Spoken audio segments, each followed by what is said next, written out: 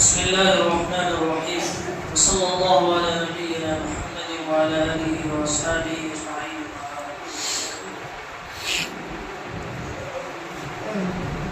سب سے پہلے تیسرے پارہ میں اللہ تعالیٰ نے ایمان کا تذکرہ کیا ہے اور ایمان کے جو بنیادی ارکان ہے اس کا ذکر کیا ہے.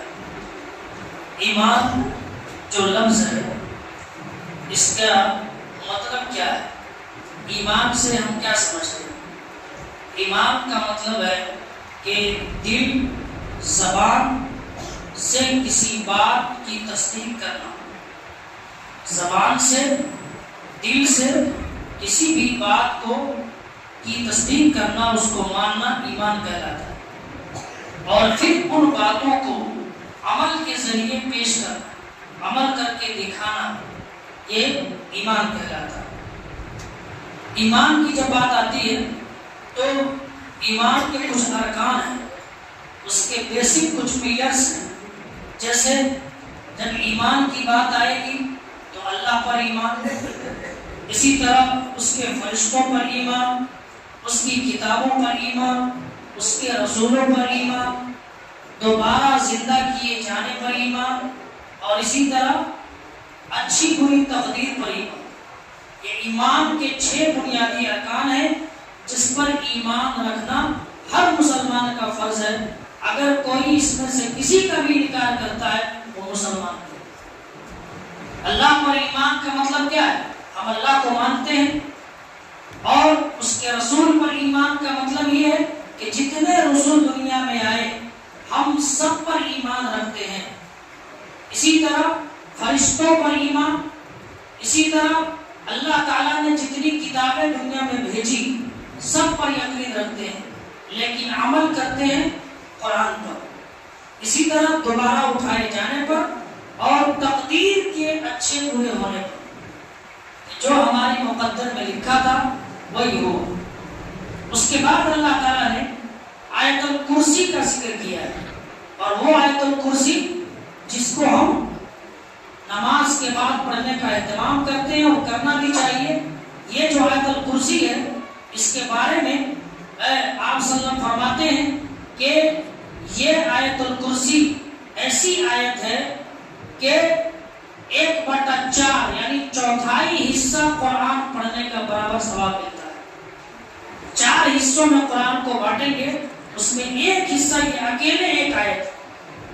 اسی طرح یہ جو آیت ہے یہ قرآن مجید کی سب سے عظیم آیت ہے. بڑی نہیں، لمبی نہیں، بلکہ مقام اور مرتبے کے لحاظ سے یہ آیت سب سے عظیم ہے، آیت الکرسی. اور اس کی عظمت کی وجہ بھی ہے. عظمت کی وجہ یہ ہے کہ اس آیت الکرسی میں اللہ تعالیٰ نے بنیادی 8 باتیں ذکر کی. پہلی بات کہ اللہ تعالیٰ زندہ ہے، یعنی یوں کہیے کہ اللہ کو اگر جاننا ہو، جیسے ہم کسی کے سامنے جاتے ہیں تو پوچھتا ہے آدمی اپنا پریچے دیجیے، اپنا تعارف کرائیے. اللہ تعالیٰ کا تعارف کیا ہے؟ یہی آیت ہے. اللہ تعالیٰ زندہ ہے، سارے معاملات کو چلانے والا ہے، اس کی تدبیر کرنے والا ہے. اسے اونگ بھی نہیں آتی. نیند تو دور کی بات ہے، اونگ بیٹھے بیٹھے جیسے کبھی آدمی جھپک جاتا ہے ویسے بھی اللہ کو اونگ نہیں آتی. نمبر 4، بغیر اجازت کے کل قیامت کے دن کوئی سفارش اللہ کے سامنے نہیں کرے گا. نمبر 5، وہ یعنی اللہ تعالیٰ ساری چیزوں کو جانتا ہے. نمبر 6، اس کے علم کی کا کوئی شمار نہیں، یعنی ہم اگر چاہیں کہ اللہ تعالیٰ کے علم کو گھیر لیں، اس کو جان لیں یا اس کا احاطہ کر لیں تو یہ انسان کی بس کی بات نہیں ہے. ہاں اتنا ہی اس کو مل سکتا ہے جتنا اللہ چاہے. نمبر 7، اس کی کرسی آسمان اور زمین کے برابر ہے. اللہ تعالیٰ کی کرسی وسع کرسیہ السماوات والارض، اللہ کی کرسی ہے اور اس کرسی کی لمبائی چوڑائی آسمان زمین کے برابر ہے جس پر اللہ براجمان ہے. اسی طرح 8ویں چیز کہ اس کی حفاظت اللہ تعالیٰ پر بھاری نہیں. سارے معاملات کو چلانا، ان سارے معاملات کی تدبیر کرنا اللہ کے اوپر بھاری نہیں ہے، مشکل نہیں ہے۔ تو گویا کہ اللہ تبارک و تعالیٰ کے بارے میں ہی یہ ساری صفتیں، اس معنی کے لحاظ سے بھی یہ بہت عظیم صورت ہے۔ اور اللہ تعالیٰ نے اس سورہ کے بارے میں اللہ کے نبی نے کہا کہ اگر کوئی آدمی اس سورہ کو، اس آیت کو فرض نماز کے بعد پڑھنے کا اہتمام کرتا ہے، شیطان اسے کبھی زد نہیں پہنچا سکتا ہے، تکلیف نہیں پہنچا سکتا۔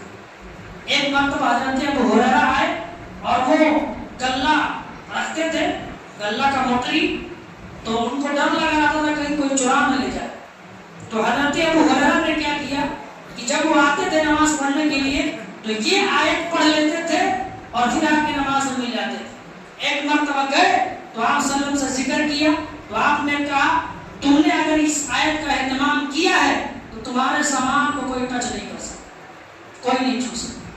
تو اس معنی کے اعتبار سے بھی یہ جو آیت ہے آیت الکرسی، اس کا پڑھنے کا اہتمام کرنا چاہیے، خاص طور سے فرض نماز کے بعد، سلام پھیرنے کے بعد آیت الکرسی ضرور پڑھنی چاہیے۔ اسی طرح اللہ تعالیٰ نے اس کے بعد ابراہیم علیہ السلام کا ایک دو واقعہ ذکر کیا ہے۔ اس میں سے صرف ایک واقعہ یہ ہے کہ اس وقت کا جو بادشاہ تھا، ابراہیم علیہ السلام کے زمانے میں ایک بادشاہ گزرا ہے، اس بادشاہ کا نام تھا نمرود، اور یہ بابل شہر کا بادشاہ تھا۔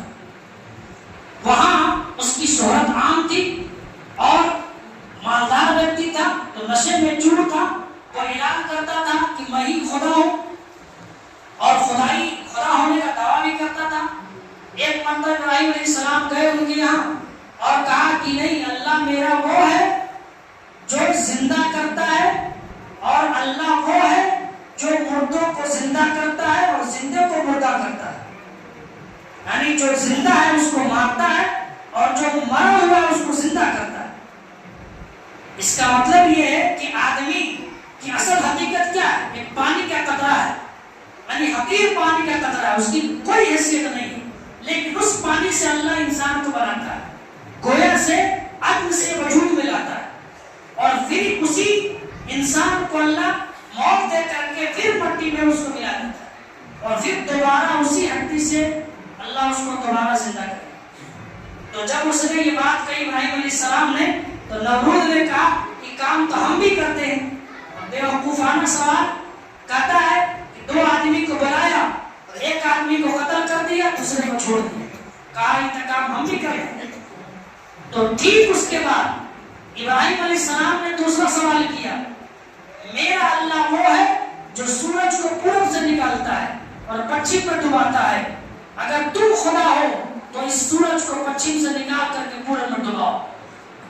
قرآن کے الفاظ ہیں فَبُهِتَ الَّذِي كَفَرَ، بالکل حق کا پکا رہ گیا، کوئی جواب نہیں ملا اس کو، لیکن اس سے پہلے جو سوال ہو رہا تھا سب کا جواب دے رہا تھا۔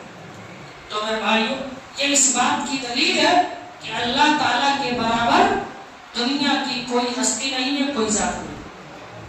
اسی طرح اس کی عظمت کی ایک اور چھوٹی سی مثال اللہ نے دی ہے۔ ایک مرتبہ ابراہیم علیہ السلام نے کہا اے اللہ، مجھے اس بات پر یقین ہے کہ تم مردہ کو زندہ کرتا ہے، لیکن میں چاہتا ہوں کہ میرا یقین اور زیادہ مضبوط ہو جائے، میں اپنی آنکھوں سے دیکھنا چاہتا ہوں تیری عظمت کو۔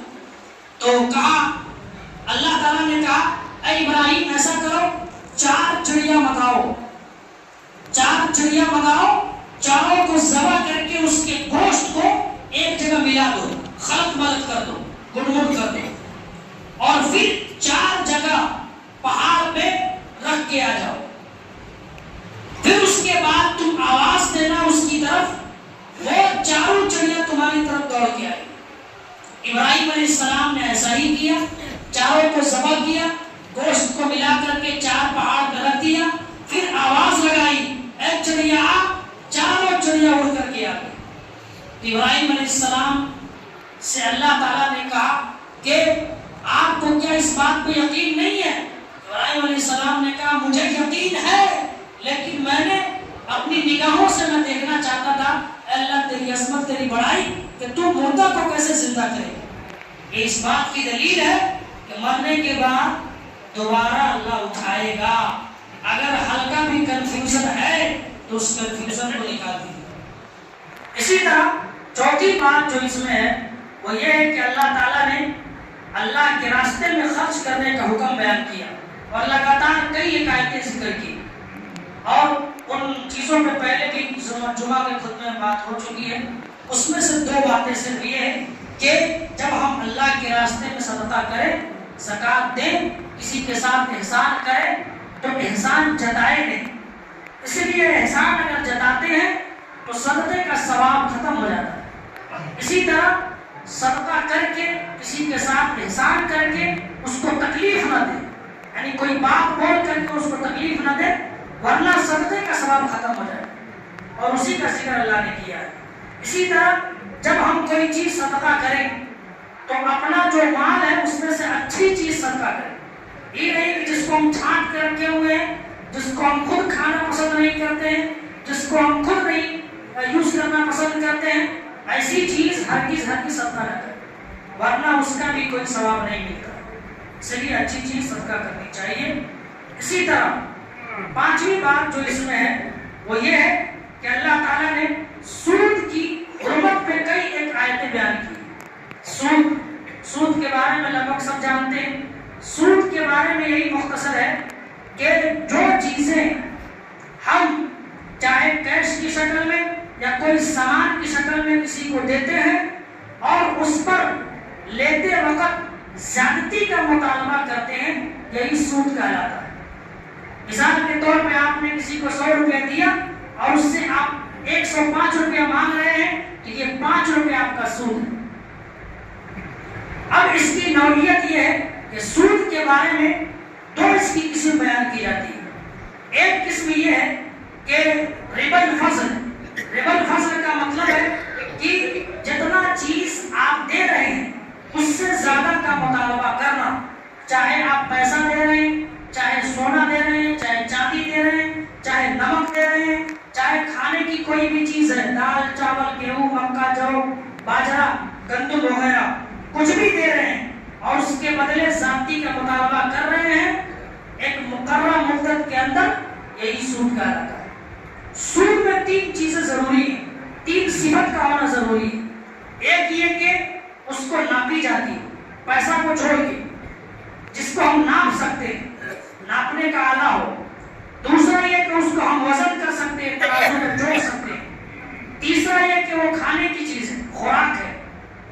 اگر ایسی چیز ہے، اب جیسے اللہ کے نبی نے حدیث کے اندر ذکر کیا جو بالکل صحیح حدیث ہے، مرفوع حدیث ہے، آپ نے فرمایا کہ سونے کو سونے کے بدلے، چاندی کو چاندی کے بدلے، گیہوں کو گیہوں کے بدلے، نمک کو نمک کے بدلے برابر برابر نقد بیچنا جائز ہے.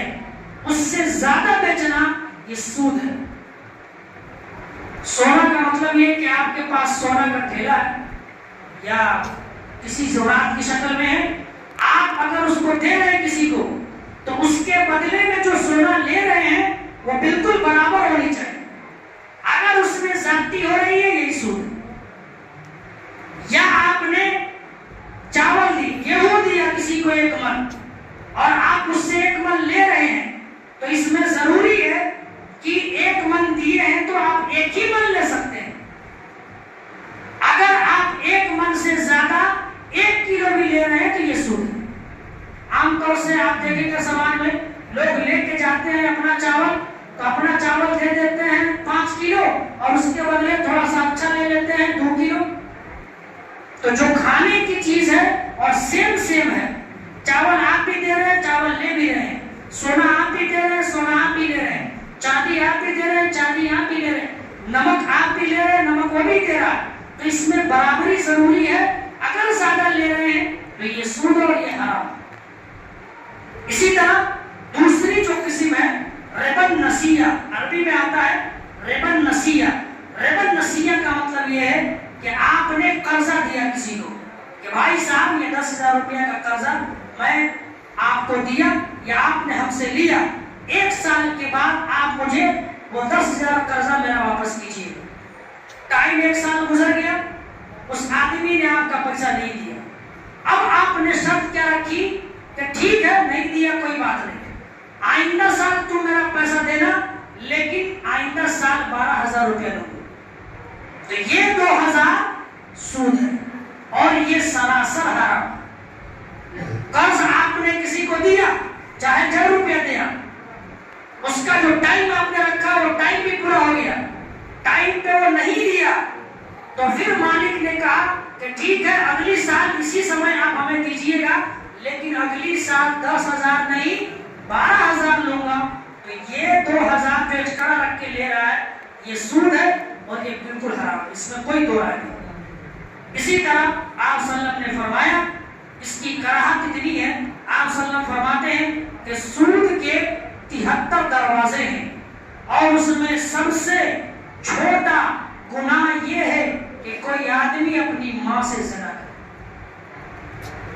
دوسری حدیث آپ صلی اللہ علیہ وسلم فرماتے ہیں کہ اللہ تعالیٰ نے سود کھانے والے، سود دینے والے، سود کے لیے گواہ بننے والے اور سود کا کاروبار لکھنے والے چاروں پر اللہ کی لعنت ہوتی ہے. اس طرح کی بہت ساری حدیثیں. سود ایک ایسا گناہ ہے کہ آج کے وقت ہم کو لگتا ہے شاید کوئی نہیں بچ سکتا، جیسے اپنے یہاں کا نظام سسٹم ہے، لیکن اس کے باوجود بھی کوشش ہونی چاہیے کہ ہم جتنا زیادہ ممکن ہو بچیں. یہ تو فکس ہے، کوئی نہیں بچ سکتا.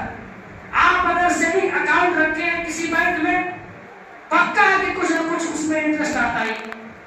20 روپے آئے، 50 روپے آئے، 200 آئے، 500 آئے، 1000 آئے، آتا ہی ہے. تو بچنا تو بہت مشکل بات ہے، لیکن پھر بھی ہم یہ کوشش کریں کہ اپنی ذات سے، اپنی طرف سے ایسا کوئی کاروبار نہ کریں جس سے ہمیں شرمندگی ہو. چھٹی بات کہ اللہ تعالیٰ نے ایک سسٹم بنایا ہے قرض کا.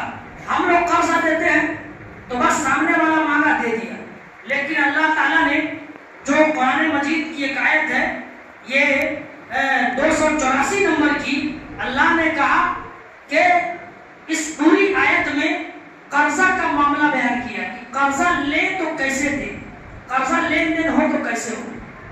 اسی طرح قرآن مجید کی یہ سب سے بڑی آیت ہے، اکیلے یہ ایک آیت پورے ایک صفحے کی ہے. اللہ تعالیٰ نے اس پورے آیت میں 12 چیزیں ذکر کی ہیں.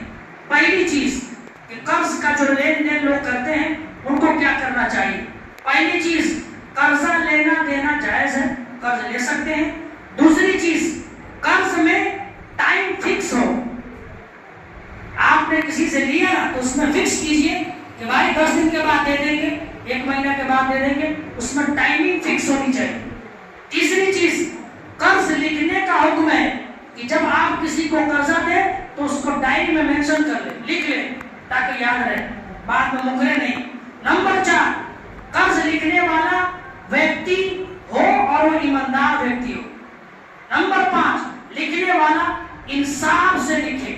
نمبر 6 قرض اور قرضدار اعتراف کرے کہ اس نے قرضہ دیا ہے، اور اگر کوئی بچہ ہے قرض دے رہا ہے، کم سن ہے، بلوغت کو نہیں پہنچا ہے، تو اس کا جو ولی ہوگا، اس کا جو ذمہ دار ہوگا وہ اس کا کام کرے. نمبر 7 قرضدار جب قرضہ لکھائے تو اللہ سے ڈرتے ہوئے اس کو نوٹ کرے. یہ نہ کہ منہ دے کر کے دیا 5,000 لکھ دیا ڈائری میں 7,000، ایسا ہوتا ہے. اسی طرح نمبر 8 خرید و فروخت میں گواہی ضروری ہے.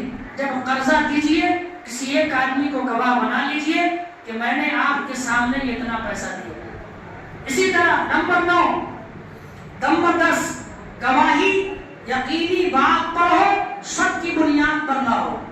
یعنی آپ نے قرضہ دیا، کسی کو گواہ بنایا، جب لینے کی باری آئے گی اگر وہ انکار کرتا ہے تو گواہ کی ذمہ داری ہے کہ وہ آئے اور وہ یقینی طور سے گواہی دے کہ بھائی صاحب آپ کو اس نے پیسہ دیا تھا، اتنا دیا تھا، آپ اس کا پیسہ واپس دیں. اسی طرح نمبر 11 جب گواہی کی ضرورت ہو تو انکار نہ کریں. گواہی اگر آپ بنے تھے گواہ اور جب بلایا جائے گواہی دینے کے لیے تو اس وقت یہ نہ کہیے کہ ہم نہیں جانتے، ہم کو نہیں معلوم. نمبر 12 کاتب و شاہد کسی نقصان کا سبب نہ بنے. ظاہر سی بات ہے جو آدمی لکھے گا، پورا ڈائری مینشن کرے گا، تو وہ اپنی طرف سے اس سے نقصان نہ پہنچائے۔ اس کا مطلب یہ کہ لکھنے میں کوتاہی نہ کرے یا ڈائری کو گم نہ کر دے، بلا نہ دے کہ بھائی لکھے تو مل نہیں رہا ہے، گڑبڑ سبب نہ کرے۔ یہ 12 باتیں اللہ تعالیٰ نے اس آیت میں ذکر کی ہے۔ یہ قرض کا معاملہ ہے، قرض لین دین آپ کر رہے ہیں تو یہ 12 چیزوں کا خیال رکھنا چاہیے۔ آخری بات یہ ہے کہ سورہ بقرہ کی جو آخری 2 آیتیں ہیں، یہ 2 آیتیں بڑی عظمت والی ہیں۔ اللہ کے نبی صلی اللہ علیہ وسلم نے فرمایا اگر کوئی شخص اس 2 آیت کو رات میں پڑھ کے سو جائے، آخری 2 آیت للہ ما فی السماوات و ما فی الارض، اس کے بعد لا یکلف اللہ نفسا الا وسعها، یہ 2 آیت اگر کوئی رات میں پڑھ کے سو جائے تو یہ 2 آیت اس کے لیے کافی ہے، کچھ نہیں اس کا ہو سکتا، شیطان اس کا کچھ نہیں بگاڑ سکتا۔ اسی طرح ایک حدیث کے اندر آپ صلی اللہ علیہ وسلم نے کہا یہ دونوں آیتیں اللہ تبارک و تعالیٰ کے عرش کے نیچے خزانے میں موجود تھی، اللہ نے اپنی امت کو یہ عطا کی۔ تو یہ جو آیتیں ہیں دونوں آخری آیتیں رات میں پڑھتے وقت پڑھ کے سونا چاہیے، اس کی بہت ساری فضیلت ہے۔ اور ان دونوں آیتوں کے اندر جو بنیادی باتیں وہ یہ ہے اللہ تعالیٰ کسی انسان کو اس کی طاقت سے زیادہ مکلف نہیں بناتا، جتنی اس کی ہستی ہوتی ہے اللہ اتنا ہی مکلف بناتا ہے۔ دوسری چیز جو اس دونوں آیت سمجھ میں آتی ہے وہ یہ ہے کہ ہمیں ہمیشہ زندگی قرآن و سنت کے مطابق گزارنی چاہیے۔ تیسری بات جو سمجھ میں آتی ہے وہ یہ کہ بار بار اللہ سے دعا کرنی چاہیے، ربنا تقبل منا انک انت السمیع العلیم۔ اسی طرح 4 نمبر جو اس سے بات سمجھ میں آتی ہے کہ اللہ تبارک و تعالیٰ نے دین اسلام کے اس پورے نظام کو نرمی اور آسانی پر رکھا۔ اسلام میں سہولت ہے، آسانی ہے۔ تو یہ چند بنیادی باتیں ہیں جو سورہ بقرہ کے حوالے سے ہے۔ اللہ تعالیٰ سے دعا ہے اللہ تبارک و تعالیٰ ہم سب کو کہنے سننے سے زیادہ عمل کی توفیق عطا فرمائے۔ آمین۔ وآخر دعوانا الحمد للہ رب العالمین۔